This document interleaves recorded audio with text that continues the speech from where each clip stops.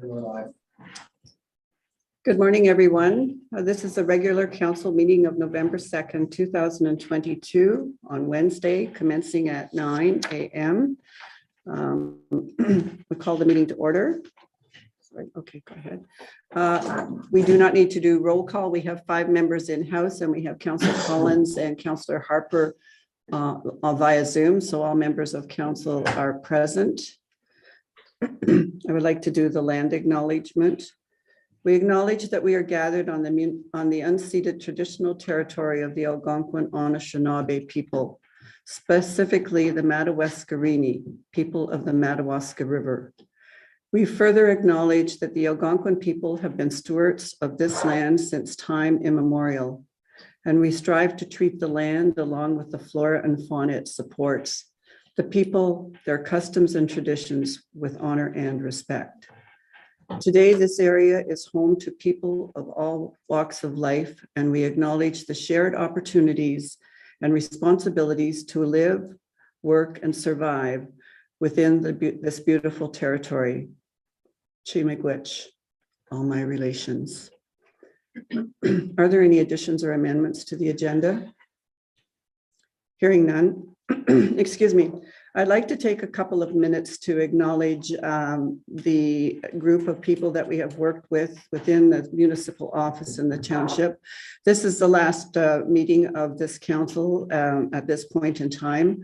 And I would like to acknowledge the staff, every department of the staff of the township of South Algonquin that have made the work of council easier and more fulfilling than possibly it could be, obviously, without them. I also would like to thank the council members around the table for the time that you put into this job, your dedication. And I would also like to thank the families of the members of council and of the staff. We sit here at the table, but a lot of support is given to all of us in our homes and certainly within the community as well. I would like my colleagues around the table to thank you. Some of us have been together through these last 3 terms of council that I've been mayor, and I appreciate your dedication and your support as mayor. I'd like to extend my congratulations to those members of the community that ran for council and for those that were successful in their campaign within the community. I extend my appreciation and my congratulations to Mayor-elect Ethel LaValle. And just for recognizing the councillors who were elected, we sit around the council tables in alphabetical order. So the new council will have Councillor Collins for Lyle Ward, Councillor Florent for Murchison, Joan Kuyak for Erie Ward, Sean Pijot for Sabine Ward. Who's next? Sorry, I'm drawing a blank. Who comes after Pijot? Lori Sidoff? No, Bill Rodnick. That's why I'm having a hard time. It's Bill Rodnick. He's switching his place. And Lori Sidoff is the 6th councillor for Erie Township. So thank you, everyone, for your dedication to our community. As well, I'd like to thank the numerous volunteers and committees that work on behalf of the Township of South Algonquin. As we go through our reports today, there's a report from the library. We have a very active, engaged library board. We have recreation committees within the township. We have people that do one-off celebrations within the community. And I look forward for the next council and for the residents of South Algonquin. Hopefully, we don't have any deterrents to getting together. We have certainly missed our Canada Day celebrations, and we have many new constituents within our township that I think probably township staff have met more of them than ourselves as councillors, et cetera, throughout the whole ward. So I look forward to the new council engaging more with new residents to our township as well.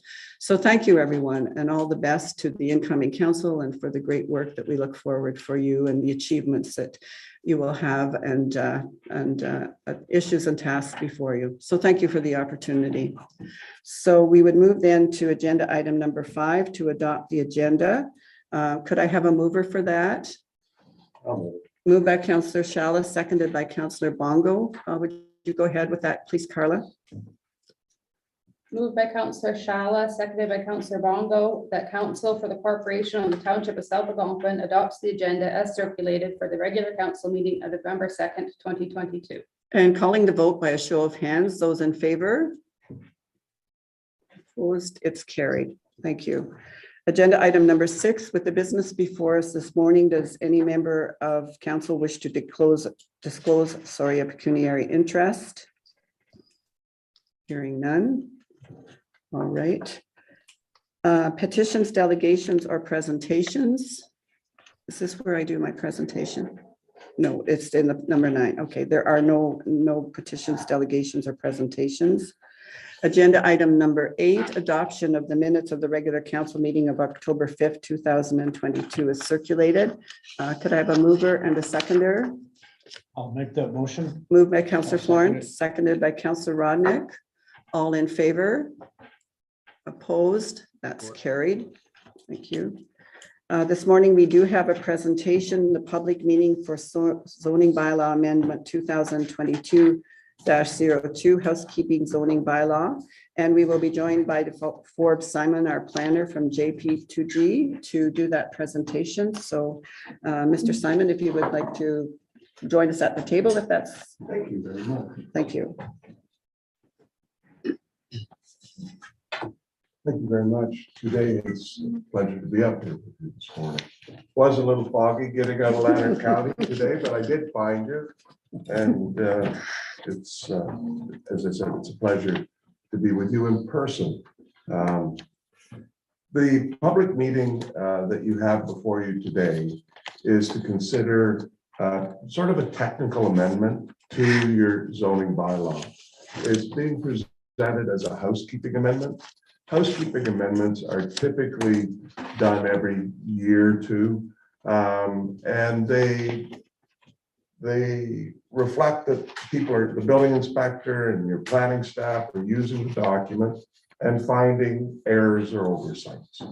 And it's always something I think is a positive thing when you have a housekeeping amendment, because you know your document's being used and it's being vetted and looked at on a daily basis.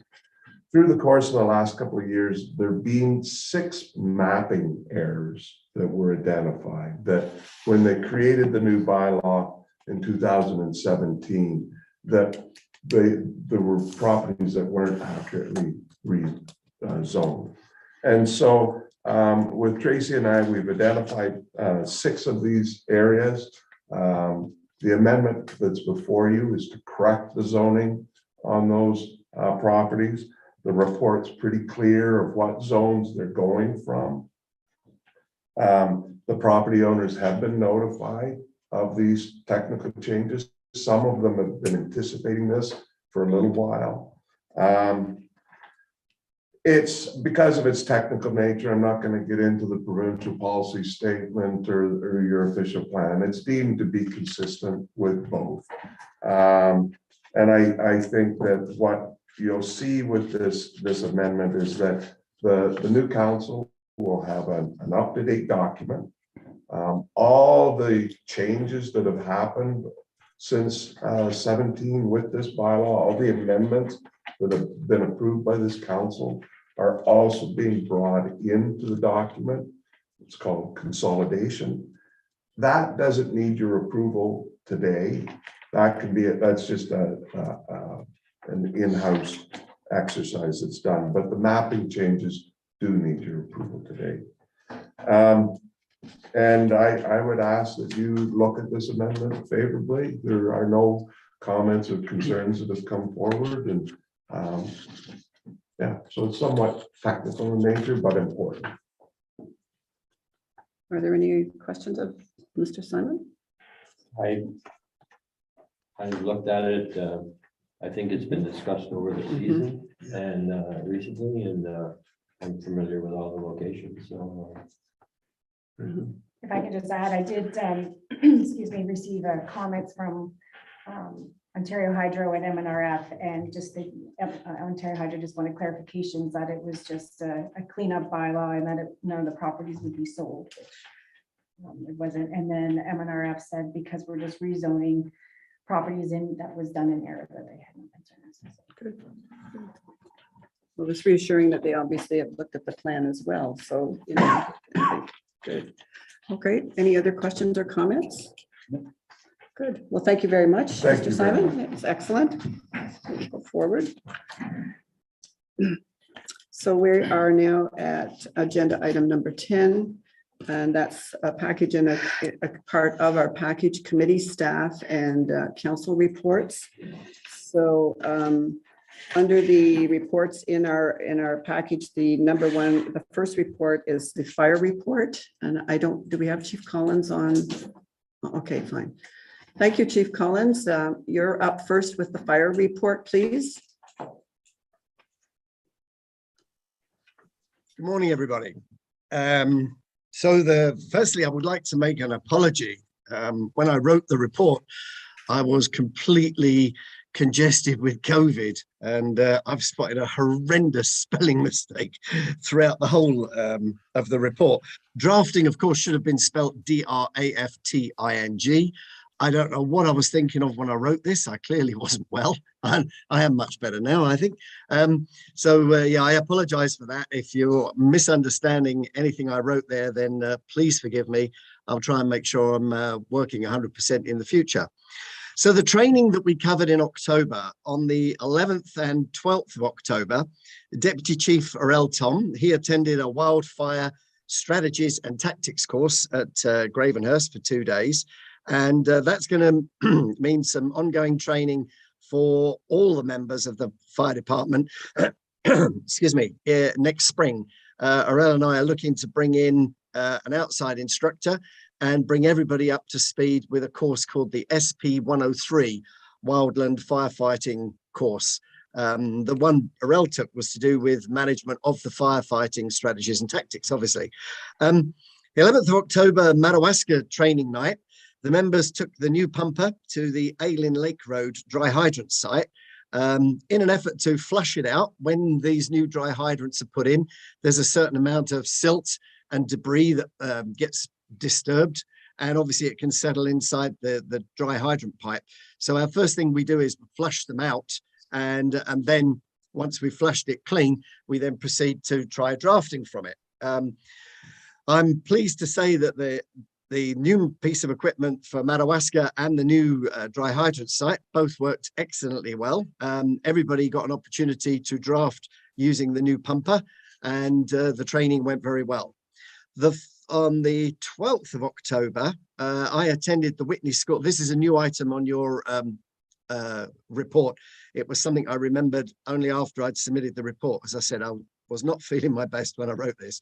12th of October, I attended with another firefighter the Whitney Schools for their fire prevention week. And there we demonstrated the working smoke alarms and also fire extinguishers. We built a small fire in a fire pit they have out in the garden and allowed the older children to have an opportunity to operate a real live fire extinguisher.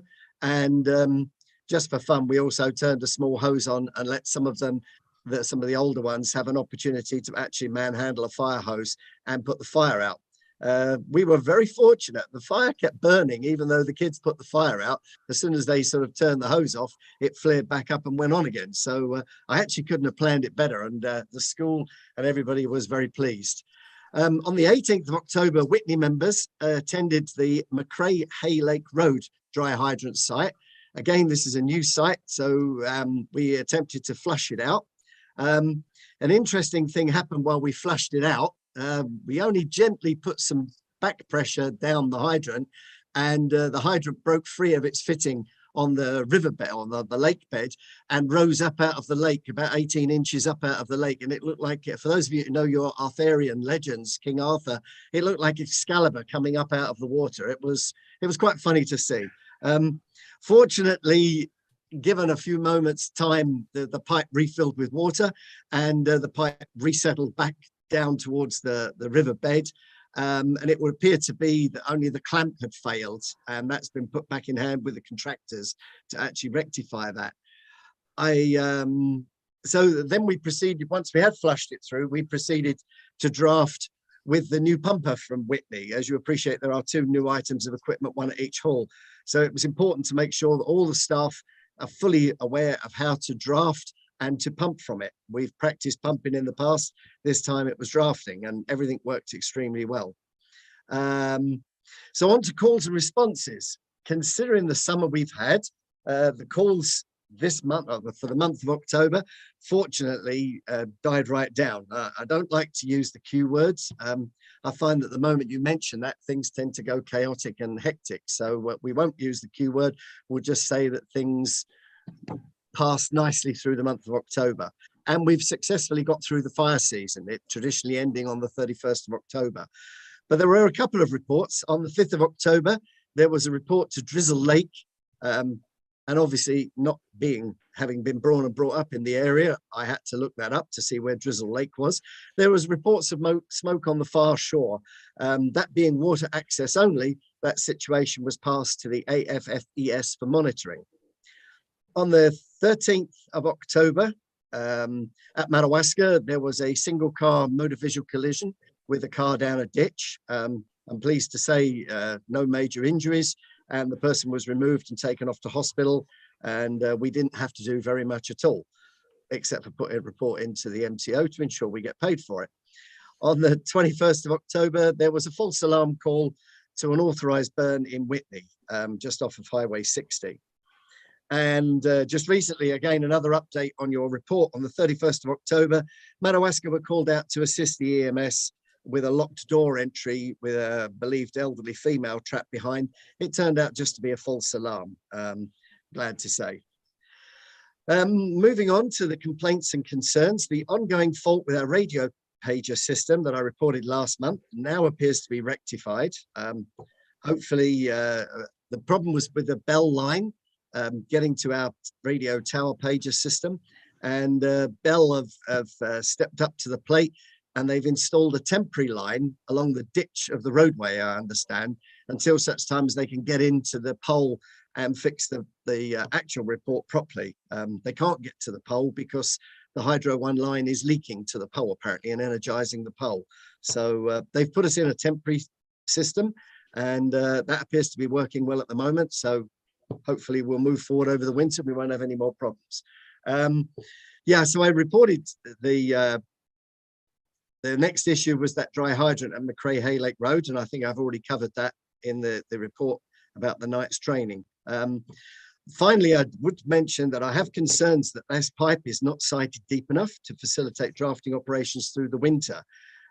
Further investigation is required, and it would appear to be the same at the North Mackenzie Lake dry hydrant site as well.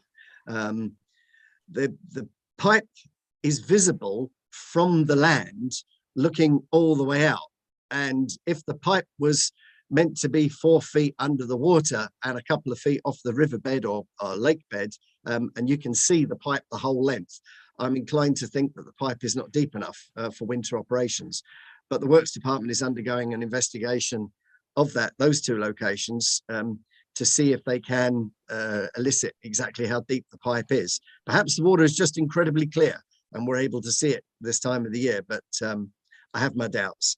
Lastly, the last call was I had a member of the public who called me to complain about the fire that was reported, the false alarm call on the 21st. I explained that the person had applied for a burn permit and obtained my permission, and yeah, we'll move on from there.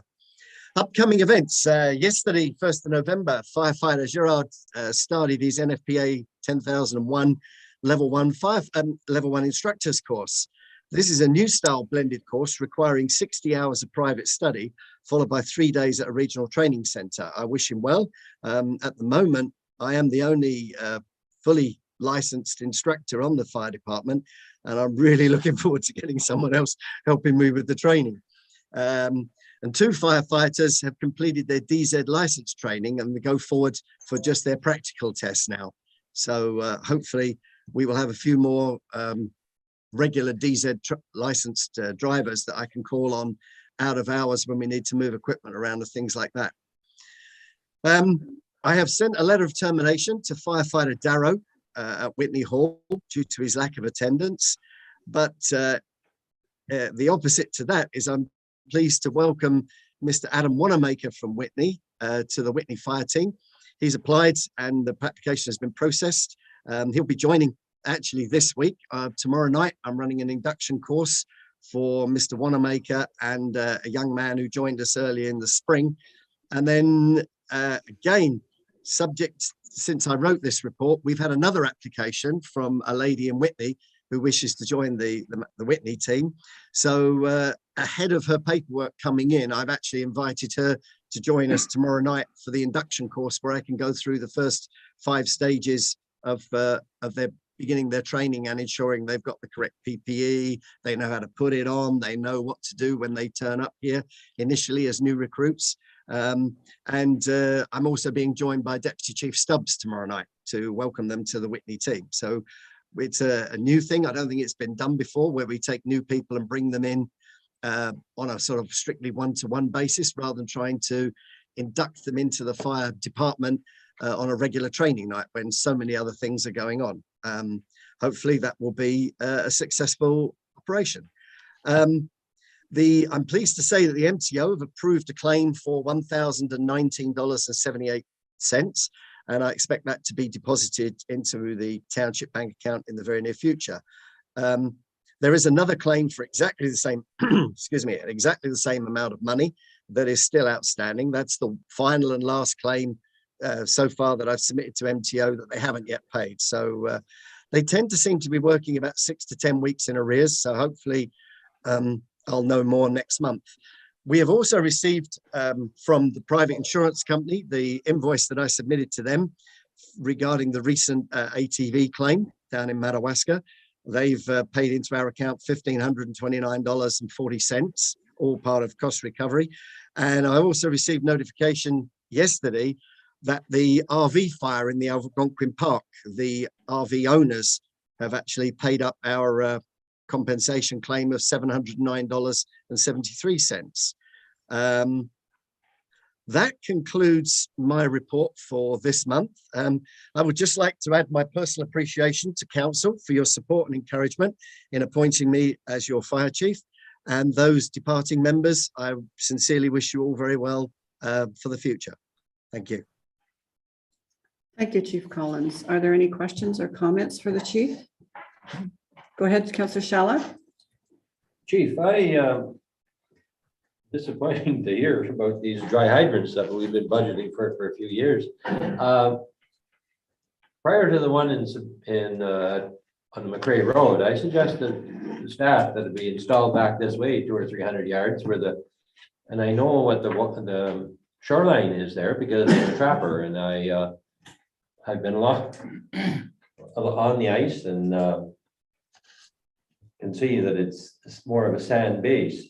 I'm just wondering, I'm almost getting a sense that neither one of these are going to be usable this winter. Am I correct? That is my fear. Well, I guess you can't, there's not too much you can do this year. It's certainly not your fault, but the Mackenzie Lake one may work for you because it's extremely clear water. The whole lake is clear, and regardless of where you are on the lake, and the water stays open under the bridge all winter. So if worse come to worse, you likely could draft off the bridge. So hopefully you won't need it. Hopefully we'll never need any of these, but they're there just for insurance purposes or quick response. And that was what I suggested when I prepared a report for council there a few years ago regarding having those installed. So anyway, it is disappointing, but I guess it is what it is for now, and we can move on. Now, on another issue,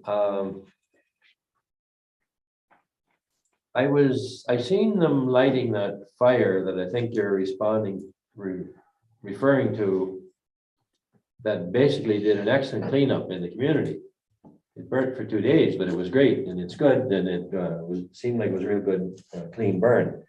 But I guess I'm just thinking of the volunteer fire department and the staff and where they work. And I'm just wondering if it almost appears that our Whitney Fire Department responded to it, but you would give them permission. I'm wondering if maybe when there's special permission granted, that there be an immediate info forwarded to the department chief so that it just saves, would save township money, and it may also be less disruptive in the workplace, wherever these volunteers are. Certainly, yes. Some of what you're saying is perfectly correct. Down to me, I did fail to let the Whitney team know that there was an authorized burn about to take place. However, as soon as the call came out, I immediately cancelled the call and nobody actually attended. So it didn't actually cost the township any money. Excellent. Okay, but your report almost sounds like they did. Anyway, maybe Oh, I yeah, just well, didn't read it correctly. And right, no, it was called in. A member of the public came into the township office to make the complaint, and some allegations regarding the fire and lack of authority and other stuff. They were correctly advised that the person did have authority and that the fire was taking place and it was controlled and it was following the set of regulations and yeah. Whether the same person or another was not happy with that answer, and then promptly, like literally within moments of being told from the township office that someone was making a complaint, and they were being told that we were not responding, a call simultaneously came out to the same location regarding the fire. And that call was the one I immediately cancelled. But because it was a call to the fire department, I just literally, I have nothing to hide. I put it in my report that there was a call to the township fire department and the effects that took place, or the events that took place afterwards. well, the wind all seemed to be blowing the right direction towards the roads, area road or the other road, and created some smoke. But regardless, you know what? It looks a lot better. And thanks.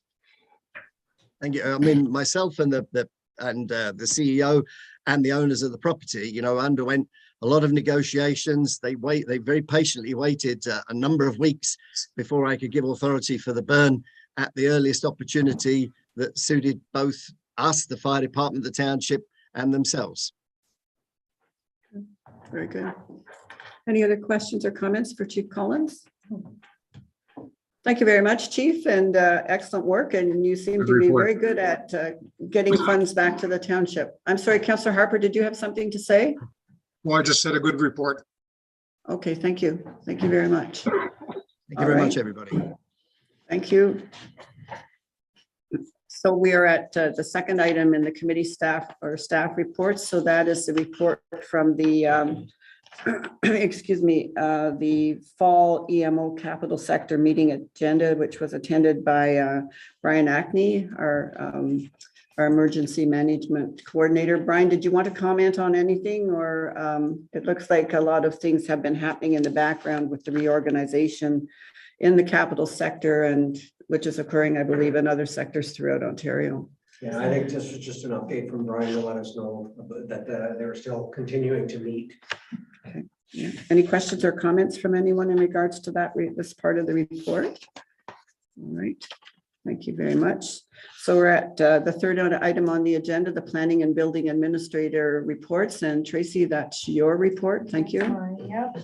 So recommendation is that council approve bylaw 22-726 to stop up and close part of the shore road allowance locally known in front of, property locally known 54 Douglas Lane. So council passed a resolution on April 2nd, 2022, authorizing staff to proceed with the sale. This was a little unique. Probably Councillor Harper would appreciate this one.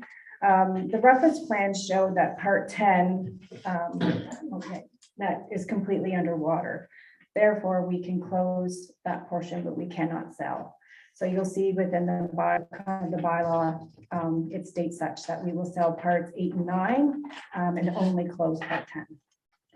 So if anybody has any questions. So it was surveyed prior to the dam being built?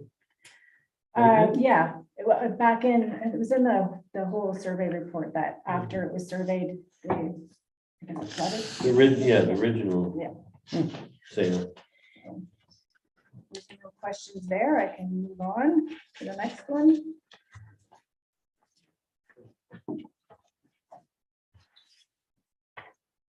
So this one is a unique one as well. So the Committee of Adjustment had approved consent on September 21st, 22 to do a lot addition to split the shoreline up and add it to lots 18 and 19.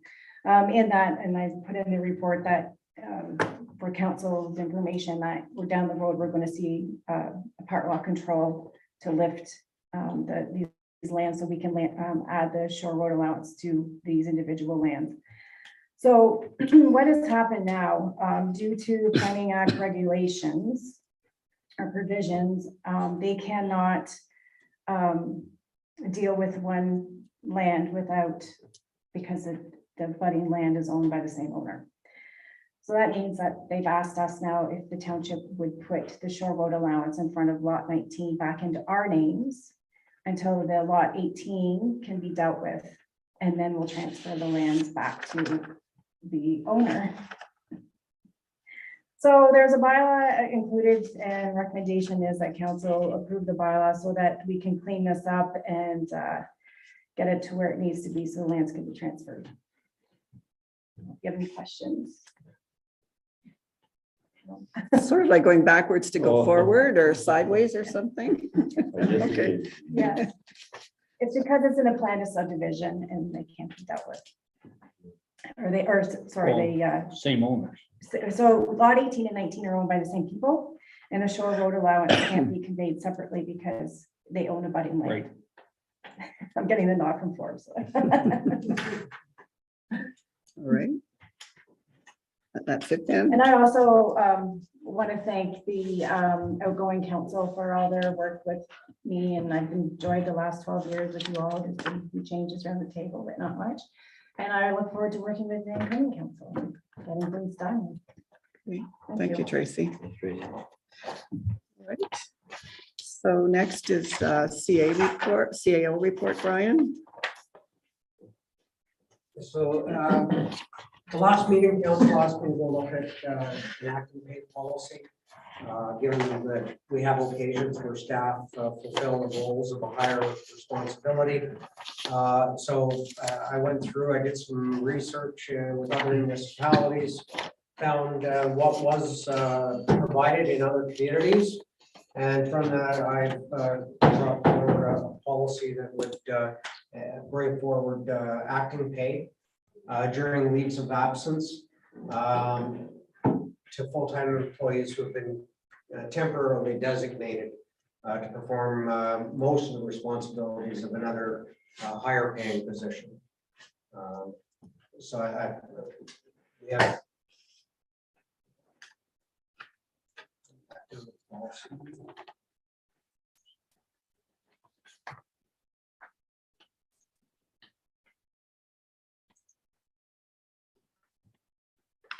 So really what it does is after 9 working days, and it seems to be a common thread around 9, anywhere from 5 to 10 days.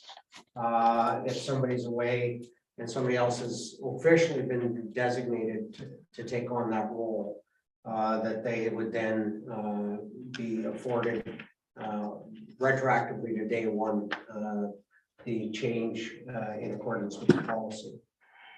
Does council have any questions about? I have one. I- What happens if duties are split up between more than one replacement? I think the key to this one is that the majority of the responsibility. So you may take a small portion and set it aside. There may be opportunity to present something to that individual.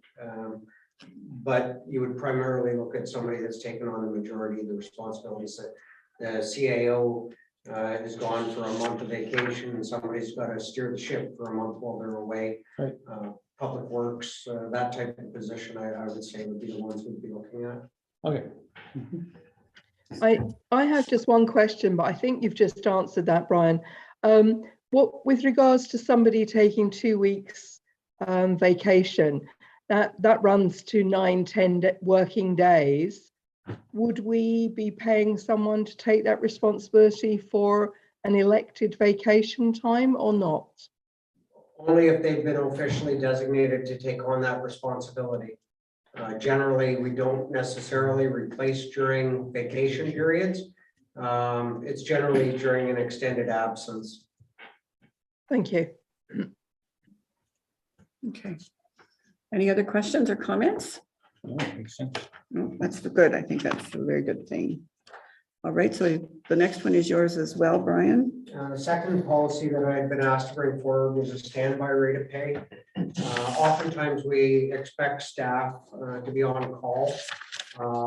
Outside of, we do have a period of time where we have a 7-day working schedule. But there are periods through the year where staff are expected to be on call to receive calls to deal with beaver dams, flooding conditions, those types of things. So somebody's got a phone in their hand. They're the ones that are getting called if there's an issue. And they're historically haven't been compensated in any way for that loss of time with family, for dedicating that time to the community, to ensuring that they meet all of the requirements for sobriety to be able to go out and perform the duties. As such, I took and I did check on a number of municipalities, and I did find 14 others that do provide this very quickly. And I took their numbers ranged from anywhere from $15 during a day to $30. There's quite a range in numbers that they had available. I kind of took the median number, wasn't at the top, right at the middle of it, and used those numbers. They seem to be a common number, the 20 on a weekday, the 50 on a weekend, and then $200 for the entire week. And it just kind of recognizes the staff giving up family time, giving up those types of things in order to ensure that they're available to respond to our residents. Right, this is excellent. I think this is, maybe we should have even done this prior, but anyway, now that it's on the table. Where I used to work, we had a schedule and people used to put their name up. You'd circulate the schedule around. And so many weekends during summertime, so many, we split the long weekends. It was just fair. And I'm just wondering, and it almost appeared, and I believe when I read this, I read it a couple of times. It appears it's going to rotate around, correct? That is the intention. Yeah, that it's that gives staff- good training. That staff have all of the Make a opportunity. decision, what you do, you know, it's just, I think it's excellent and, but that idea of, you know, if it's, Christmas weekend, New Year's weekend, family weekend, Easter weekend, then no, everybody isn't getting the same. One's getting a long week. It's just nothing like being fair. Yeah, no, and that's the intention of the policy. This policy doesn't include management. Management is exempt from this standby. We're expected to be available. That's part of what we're compensated for, the work that we do. But yes, the intention is to be able to rotate through the staff so that no one staff member is giving up an entire summer of weekends and not being able to spend any time with their grandkids or do any other things other than taking vacation time away. So no, the intention is that this will become a fair and equitable process where staff that are qualified will all have the opportunity to undertake carrying the phone and not having and being able to commit to this is my weekend. Yeah, see, another thing we did is we made sure that the same person didn't get the schedule first. So they could pick all pick the weekends they wanted. So it was well run and it worked quite well and it worked. So Similar to vacation time based on seniority or something. Well, or whatever.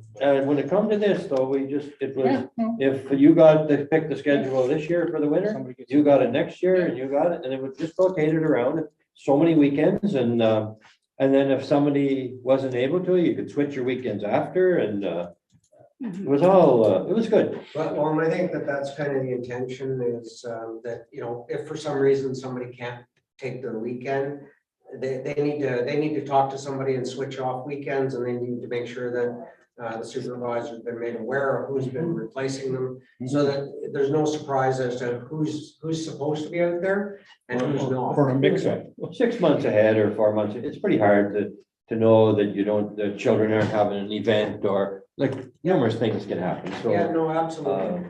We called it a duty officer, and Just quickly, I think it's excellent as well. And I remember in my previous work environment, we had such a thing, and it was actually a team building thing because, you know, sometimes your demographic of your workforce changes too. And I don't know if that will happen within the township, but where I worked, you know, we had staff come in married and children. And I mean, that's a long time through a period of time, but it worked really, really well. And this ability to trade off and the responsibility to ensure that it's changed, et cetera, is very, very good. So I agree. This is great, Yeah, Brian. Thank you. Any other comments? Okay. And I believe the next one is yours as well, Brian. Electronic monitoring. So the last policy comes from the Working for Workers Act, the province passed it in 2021.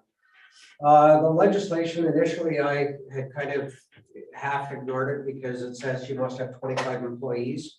But after having some conversations with others, I was able to ascertain that both from the legal perspective and from the HR perspective, that our volunteer firefighters are, by virtue of being deemed employees through the Employment Standards Act, it tells me that I have 25 employees, and therefore we have to have a policy. It was supposed to be implemented by the 18th of October, but fortunately, we're not that far behind. It's not a big deal, but we do have to recognize a policy as to how or if, when we're monitoring staff, and we have to make that clear to staff and present that to staff. So this really is a policy that meets that objective and fulfills our obligations under the Working for Workers Act. this is this is good for both the employee and the manager. Less embarrassing maybe in the future. No, I think this is excellent. We had this where I worked. Definitely had it in the banking industry. No, this is it's important. The difference is the banking industry is federally regulated and not provincially regulated. Credit unions, some credit unions are only provincial. Any comments from anyone else in regards to this? No, when we've got all the electronics that we have, we certainly need the background to deal with them as well. All right, nothing else further that you want to bring up, Brian? No, that's everything. All right. Other than saying thank you very much to this council. I've enjoyed very much my last 18 months working with this council. And I wish all of you the best in your personal endeavors going forward. And for those of you who are remaining at the table, I look forward to the next 4 years. Thank you for that. Thank you very much. All right. The next report in the package is from the librarian, our chief librarian, Charlene Alexander. And it's her report that she presented to the board for October 2022. Are there any questions or comments? Anything you wish to speak to, Dave? I know you weren't at the meeting, but I just didn't know if there was anything you wanted to say. No, I believe they're doing quite a fine job. Yeah, Keep it I up. agree. Excellent. Yes, as well, it's a vibrant group of volunteers that we now have on our library board, and that's really great for us. And the libraries have been busy. I visited them several times over the summer, and it was always nice to go in and see people there. So anything from council in regards to this library report? Hearing none. All right, thank you. And the next two would be from you, Councillor Florence, since they are Murchison Isle Parks and Recreation Committee reports. I don't have any comments about the minutes that are included in this report, because I believe this is August and September. But at the October recreation meeting, they went through the motions of having an election for the next term of council, which they have to do every 4 years. And Terry Levine is staying on as president again. He was acclaimed. And Sharon Florent is staying on as the secretary treasurer. They were both acclaimed and they both accepted the office for the next term.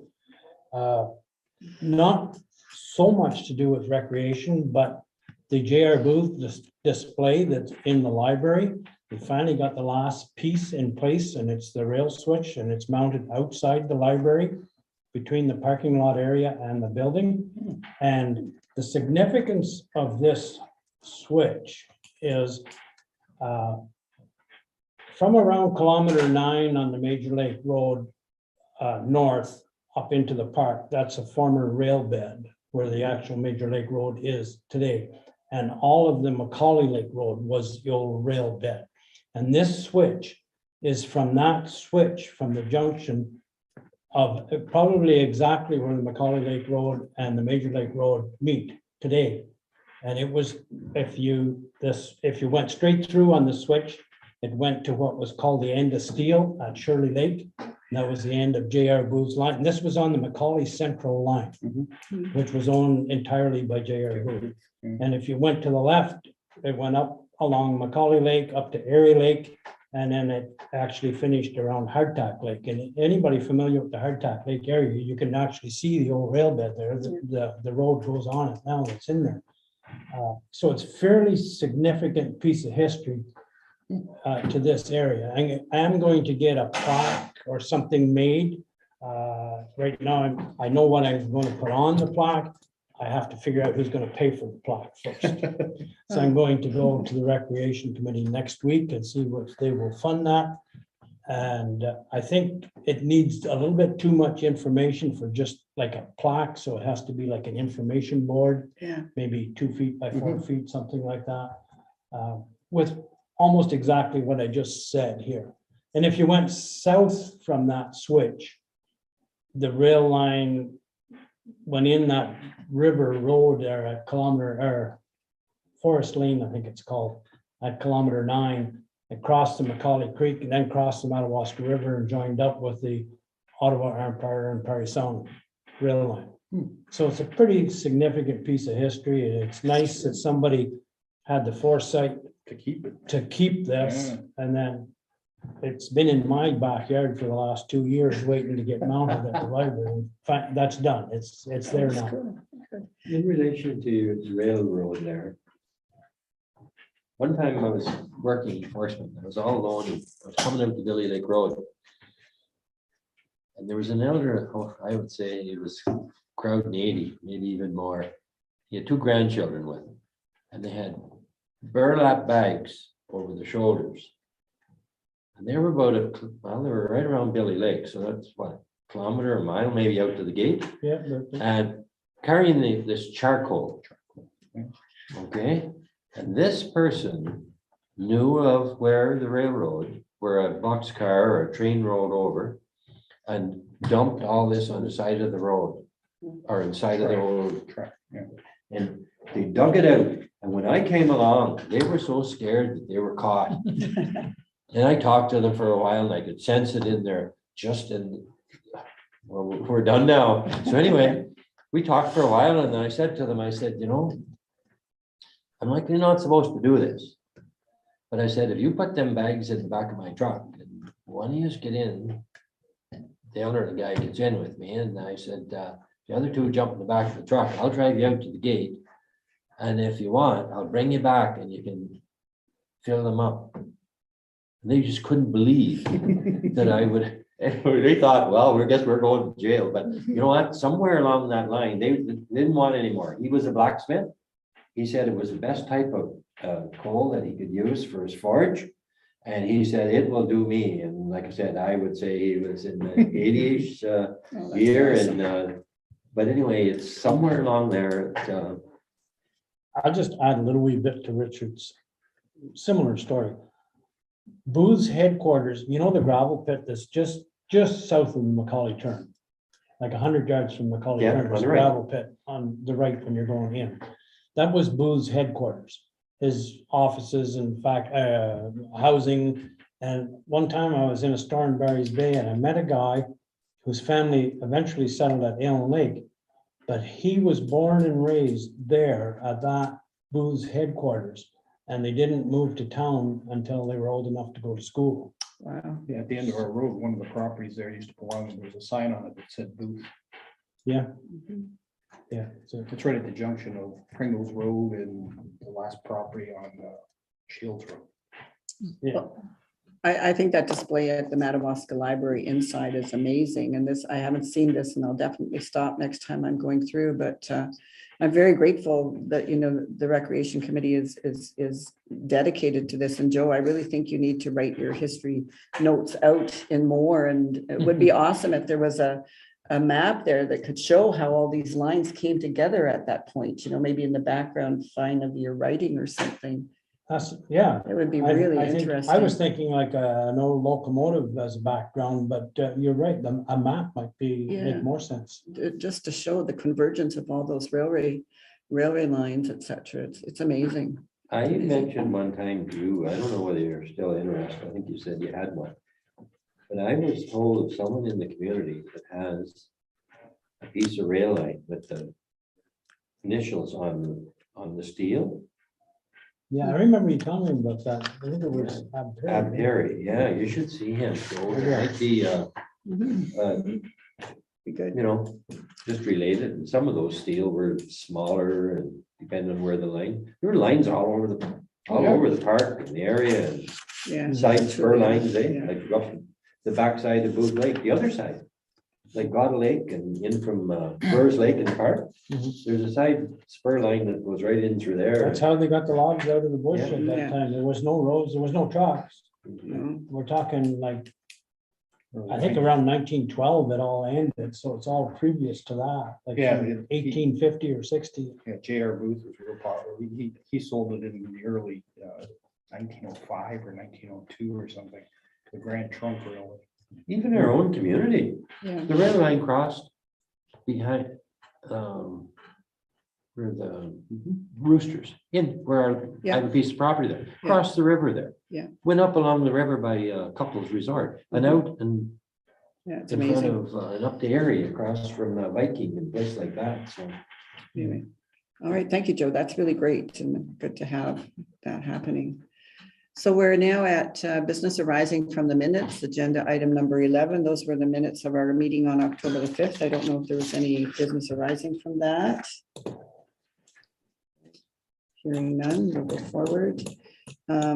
Correspondence for action items. We have letter of request from Tara Hovinga in regards to the Santa Claus Parade. I do believe there is a resolution for that on the table, so we can go forward with that at the resolution time.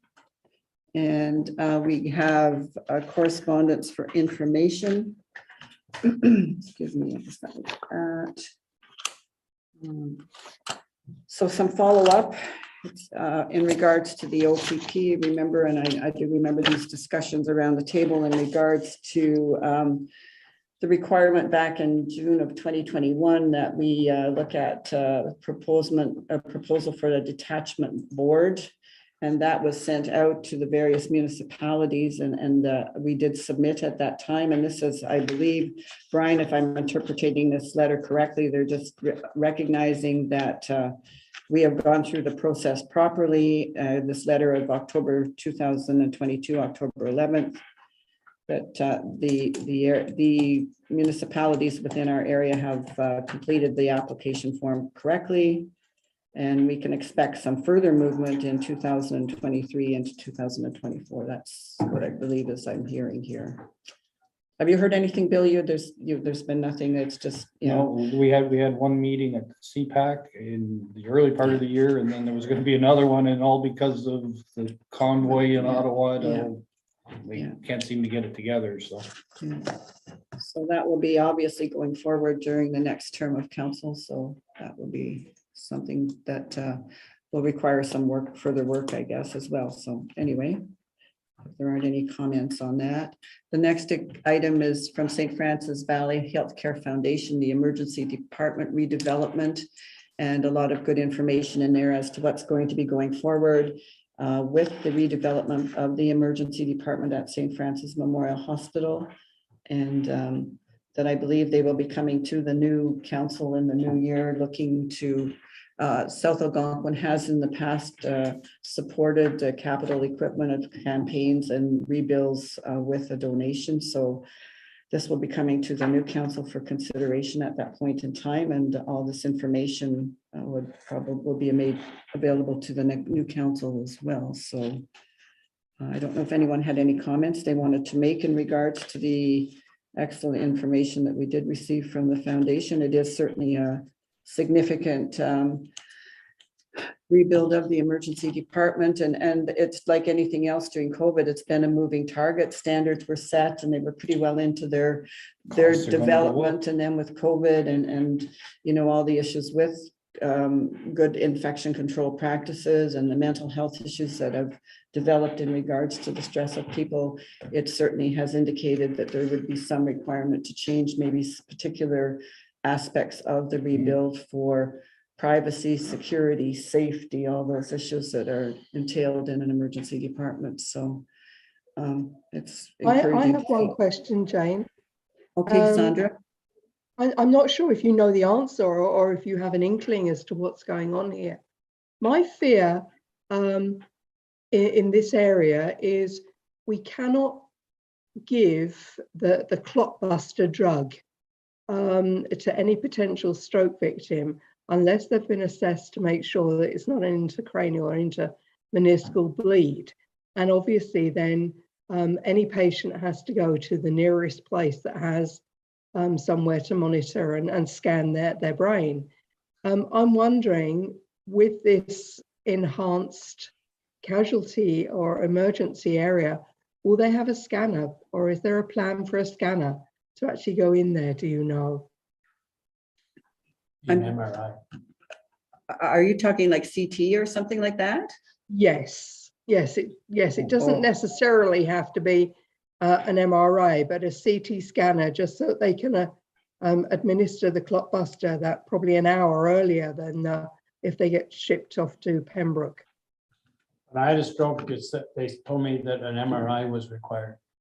And they don't, even in Pembroke, they don't have a doctor that can okay it. They have to, I was hooked up by Zoom to a doctor in London, Ontario, to give authorization for that. Yeah, I think, Sandra, with human resources, as much as the physical resources required, certainly it's beyond the capacity of St. Francis Memorial Hospital, and as Joe has indicated. And I think that's where our frontline responders too, if someone comes into the emergency department on their own, they're assessed very quickly there and decided what to do.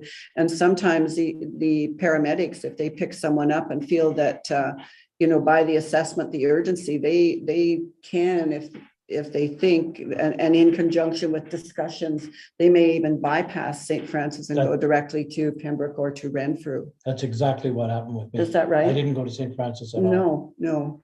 So, I think they're cognizant, everybody, time is tissue, time is brain, time is heart. So I think the advanced paramedics that we have on board and the report in the DSAP report in regards to the codes and response times and stuff, I think they're certainly, if they need something bigger and better and they feel this person is stable enough, they're going to bypass. So, that will not be something that would be looked at for St. Francis at all, I don't believe, no. Okay. And as Joe said, I know from, Joe explained his experience to me and others that, you might be in this physical entity where the machine is, but the person that's directing your care could be anywhere in Ontario. That's, again, manpower issues and best utilization of time. That's perfectly acceptable. I mean, in today's age, that's perfectly acceptable. It was just, I was wondering whether or not the infrastructure was going to be there to make it more of an emergency department than it is at the moment. No. I mean, the things that they can do appropriate for that, there's medications that they might give or whatever, but yes, it'll still be a functioning emergency department for whatever comes through the door, because you can't predict but stabilization and movement is part of the plan as well, usually in the emerge department. So, but it's just that, it's to bring it to current standards, just for many other issues of safety and as I say, infection control, etc. So Thank you. anything else? No, okay.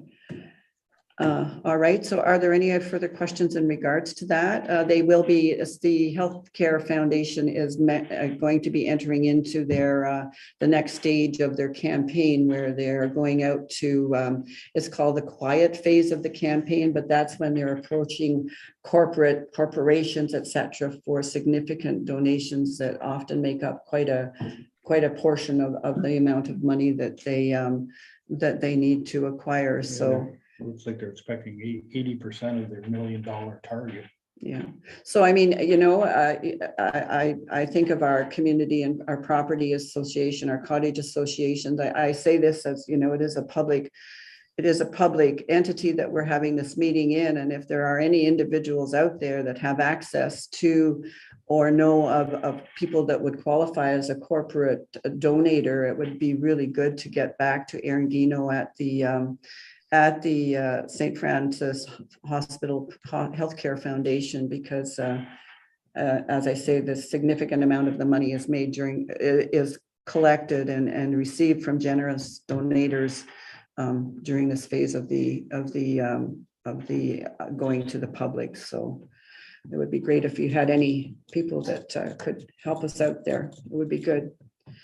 The next part of the package are the reports from, the first one is selling property, that they're selling a property or have it up for sale in North Bay to bring that money back into the DSAP for more affordable housing throughout the district. And I don't know, at the last meeting, I had to leave at a certain point, so I don't know if that building has been sold or not at this point. And Brian, I don't know if you've had any other update or not. No, Catherine will be here for training shortly.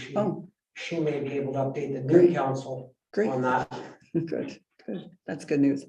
And Brian, there is the inclusion of a lot of minutes, and I hope you've had the opportunity, those members that are going forward, to look through it. There are a lot of things happening, and this was up until June. So there was the financial report of the state of DSAP up until June, and now they are very actively working on the budgeting process for DSAP, and we'll be presenting the budget in January to the new board members. And there has been in North Bay, there's been a significant change in their council in North Bay, and some people that have been in council are obviously not, and new people are coming on board. So it will be interesting to see the dynamics of that board as well. And of course, we have our representation on the board. I don't know if there were any questions in regards to, and Kate includes it in here as well. It's the first time in a long period of time that the report from the from the ambulance services. This is the first time in a long time that ambulance services have been allowed to look at their response times based on data that they've been collecting for a long time. And response time in downtown Toronto with an ambulance to a heart attack, it can be very significantly quicker than the same situation, say in a geographical area like South Algonquin. But then for funding, et cetera, we are all judged as being equal, and that's not the case. So these standards that have been recommended for our area, and remember, our fire department is called out on a lot of these calls as well. And we've got that agreement where fire will go out and start life-saving activities if they, as the closer individuals, and ambulance will get there as quickly as possible. So this is the first time that those changes have been allowed for a significant period of time. So Mayor, did I read like months ago where they were finally putting people on full-time on staff in the management end of it? Are they? And my understanding is a lot of these people here in our community aren't full-time. They're like a casual staff, or they're a permanent casual or whatever. And am I correct? And if so, is there plans that not just to have the management staff on full-time, but all of the staff? Well, I think we have, as you can only have so many full-time in a small service like ours, but we do have the backup staff, and I mean, they try to staff as best they can. And we know we have a housing situation here, and I know some of the ambulance people are looking for housing as well. So it's not that they want to keep the model as part-time, but the hours, because we don't have a 24-hour-a-day service. We have a 12-hour service and then a standby service. So that's where the full-time criterion makes it a little harder to, but certainly they have been working very, very hard to stabilize their ambulance services, and South Algonquin has benefited from that as well. So It's come a long way. it certainly has, So anyway, if there isn't anything else under the correspondence for information, we would then move to new business. Is there any new business? Hearing none. All right, so then we move to motions of council. So what is this? Okay, this is the first one is the request for the fee to support or help the Santa Claus parade. So could I have a mover and a seconder? I'll move it. Rodney? Okay, Councillor Harper and Councillor Bongo, if that's all right. And Carla, would you please read it for me?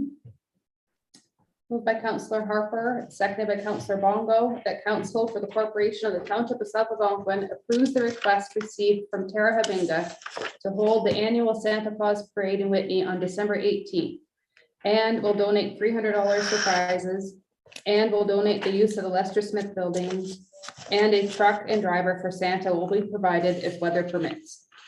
Any discussion? Councillor Bongo? Yeah, I think the Santa Claus parade is amazing. It's a great tradition. I'm just curious, does this inquiry not apply to the municipal events grant? And I just wanted to ask Brian why we're approving it as a council resolution and not it being taken care of through the grant program. This one, I think it's just been an ongoing thing that's happened for years and years. And they come to us at the last minute, so I didn't sit down and go through all the paperwork with them, and I just felt it was just because it's something not new, that we just bring it forward and that we'll look at how to manage that next year. And whether or not there's a shortened application that should be made more formally. Which would then be dealt with under staff jurisdiction versus council. Right. Okay. Yeah. No, great. That was just sort of an administrative curiosity that I had. That's good. Thank you for that question. Very good. All right. Any other discussion? All right. All in favor? Opposed? That's carried. Thank you. Which one is this? The next one, mover for this is the adopting the acting pay policy. Could we have a mover for that one? Councillor Rodnick, seconder. Councillor Florent. Go ahead, Carla. Oh, I got to watch the people on the screen too. Sorry. Moved by Councillor Rodnick, seconded by Councillor Florent, that corporation for the Township of South Algonquin adopts the acting pay policy as presented in the staff report in the November 2nd, 2022 council agenda package. Any discussion? All those in favor? Opposed? It's carried. My apologies, Councillor Collins and Harper. I'm looking at the table, but I will try to make my eyes go to you as well. I apologize. The next resolution is the standby pay policy. Could we have a mover for that? Councillor Collins, a seconder. Councillor Bongo. Go ahead, Carla. Moved by Councillor Collins, seconded by Councillor Bongo, that council for the corporation of the Township of South Algonquin adopts the standby pay policy as presented in the staff report in the November 2nd, 2022 council agenda package. Any further discussion on that? Hearing none, I call the vote. All in favor? Or Opposed? Thank you. It's carried. The next one is the electronic monitoring policy. Could we have a mover, please? Councillor Rodnick, seconded by Councillor Shala. Go ahead, Carla. Moved by Councillor Rodnick, seconded by Councillor Shala, that council for the corporation of the Township of South Algonquin adopts the electronic monitoring policy as presented in the staff report in the November 2nd, 2022 council agenda package. Any further discussion on this? Hearing none, call the vote. All in favor? or Thank you. Opposed, it's carried. These are resolutions for support. The first one is Perry Sound and regarding changes made to the healthcare connect system. Could I have a mover for this one? I have a mover. Somebody must have brought it forward. Counselor Collins. Counselor Collins, seconder. Can I have a seconder for this resolution? Counselor Shala. Go ahead, Carla. Moved by Counselor Collins, seconded by Counselor Shala, that council for the corporation of the Township of South Algonquin supports the resolution received from the Township of Perry, resolution number 2022-428, which was a resolution in support of the municipality of Brighton's resolution COU 2022-329 regarding changes to be made to the Healthcare Connect system for members of the Canadian Armed Forces. Any discussion on this one? Yep. Go ahead. What's Counselor the Floyd. Healthcare Connect system? What is it? I don't know anybody that's more connected to healthcare than members of the armed forces. I don't know. This one, it just doesn't make sense to me. I don't know the purpose of it. And I can't speak to it. Do you want to speak further to it, Councillor Collins? My understanding is with regards to the moving around and allowing their healthcare to like follow them and not have to reapply, etc., etc. It's to do with them being deployed, being moved around with regards to primary health care. And I think anything to support them is necessary with that. They shouldn't be dragging their personal files with them personally. They should be made accessible. That's my understanding of what was the reason to do this. That makes sense because healthcare is, in Canada at least, is a provincial mandate. So if you're moving from a base in Ontario to one in New Brunswick, yeah, okay, you've sold me. Thank you, Councillor Collins. Any further discussion? All right, then I would call the vote in favor. 4, That's carried. Thank you. And the next one, the resolution from the municipality of East Terrace about child care workforce shortage in Ontario. Timely. A mover on that one? It was Counselor Collins that brought it forward. Okay, Councillor Collins, and seconder, Councillor Bongo. Any discussion on this? Again, I don't know how the province of Ontario are they, other than promoting immigration, how are they going to come up with a larger workforce? Like, it's not a government like, how does the government mandate more people to go into a field?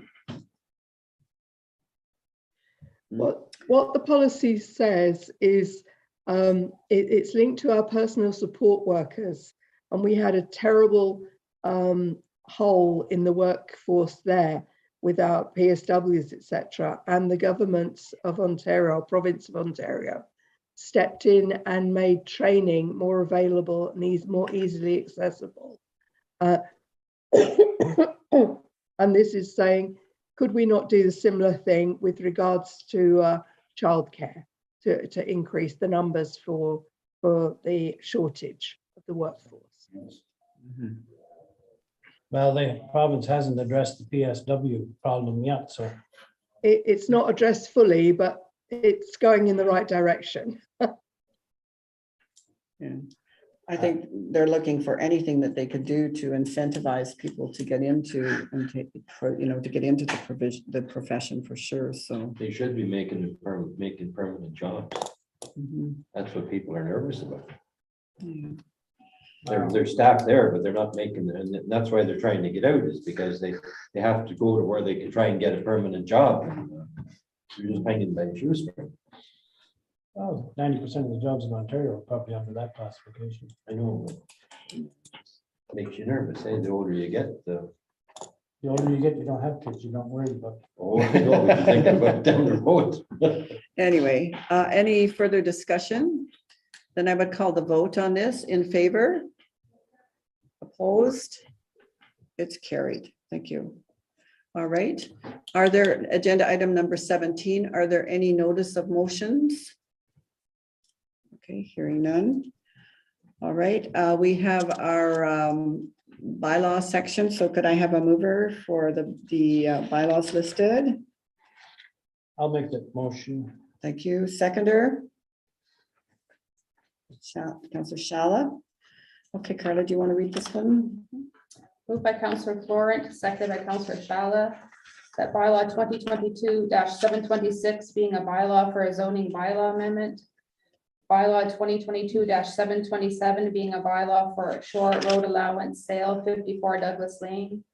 Bylaw 2022-728 being a bylaw for acquisition of short road allowance 2874 Ayland Lake.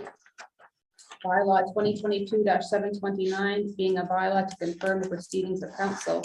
Be read a first time and deemed to be read a second time. Any discussion? All in favor? Opposed? That's carried. And the third reading, please, mover.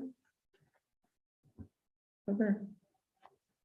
Councillor Rodnick, seconded by Councillor Shala. Go ahead, Carla. Moved by Councillor Rodnick, seconded by Councillor Shala, bylaw 2022-726 being a bylaw for a zoning bylaw amendment. Bylaw 2022-727 being a bylaw for a short road allowance sale 54 Douglas Lane. Bylaw 2022-728 being a bylaw for acquisition of shore road allowance 2874 Ayland Lake. Bylaw 2022-729 being a bylaw to confirm the proceedings of council. Deemed read a third time. Is there any discussion on any of these? Seeing none, it's deemed read a third time and passed. All in favor? Opposed? That's carried. All right. And agenda number 19, resolution to move into closed session. Could I have a mover? Councillor Bongo, a seconder. Councillor Florent, thank you. Go ahead, Carla. Can we ask for? Okay, all right. Could we take a break and then come back and go into closed, Brian? Is that okay?